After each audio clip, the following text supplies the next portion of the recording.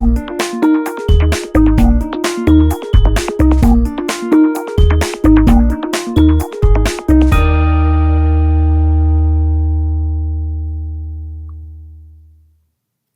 to Frequency Matters, the RF and Microwave Update series.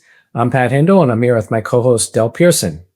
In this episode, we're going to cover our November 5G, 6G, and IoT issues special focus section on 5G and 6G topics, and this can be downloaded as a separate PDF, so check that out.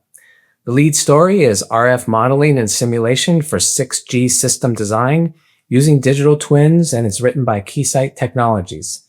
And this is a really interesting article as it reviews the most prominent 6G technologies and how to use digital twin and AI technology to model and simulate future systems. Del, what do we have for technical features in the 5G, 6G special focus section? Yeah, we have two technical features in the special focus, one from Rohde and Schwartz and one from MathWorks. Rohde's article is titled, "And OTA Became Mainstream, How Innovations in OTA Testing Drive Next-Gen Wireless," and focuses on ways to maximize functionalities by merging multiple tests into one setup, and how using digital twins is a growing reliable method for OTA testing. MathWorks' article is titled, "Unclogging the Wireless Pipeline, Tackling Network Congestion with ISAC and RIS," which stand for Integrated Sensing and Communication and Reconfigurable Intelligent Surfaces, respectively. The article explains each technology and the synergy between them, provides examples of their use cases, and addresses best practices to maximize their impact. Pat, what did we have for the product feature? So Anritsu covered their new software for 5G device verification, and this new software options support key technologies in the 3GPP Release 17 and makes it easier to test these different things and also supports different use cases. How about tech briefs, Del? Yeah, we had two tech briefs in the special focus, including 67 gigahertz SPNT coaxial switch for upper V-band and next-gen wireless from Teledyne Relays, and a dual polarized 28 gigahertz phased array from TMY Technology. Teledyne's new coax switch is designed for applications such as V-band backhaul and FWA link testing, harmonics and spur studies, device characterization, and OTA beam experiments.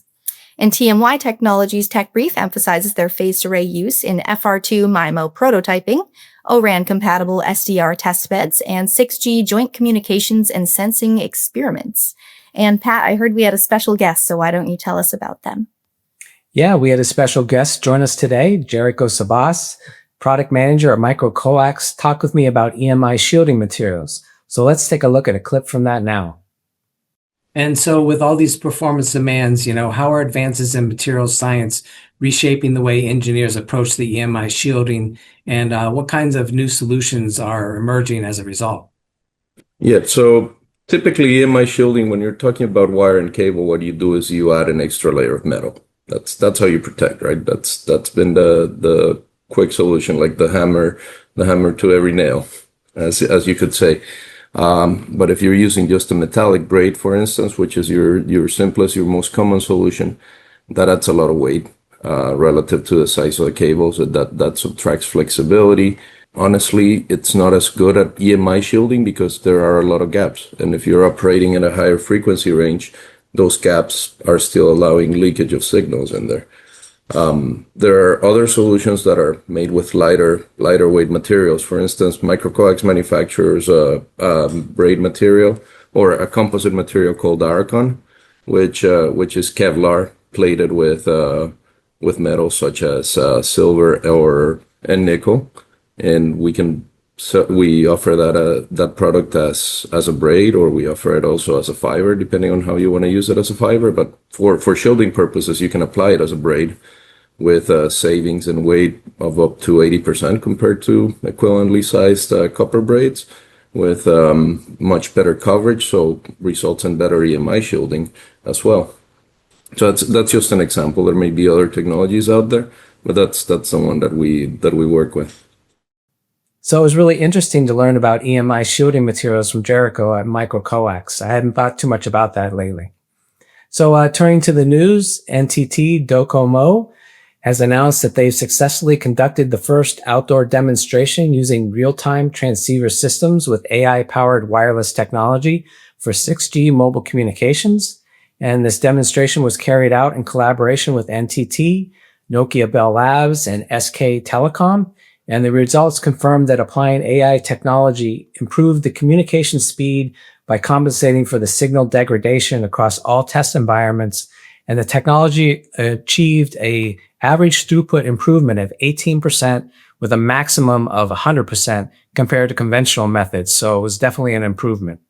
I also saw that Yole Group released a couple of reports on automotive radar, which I follow closely.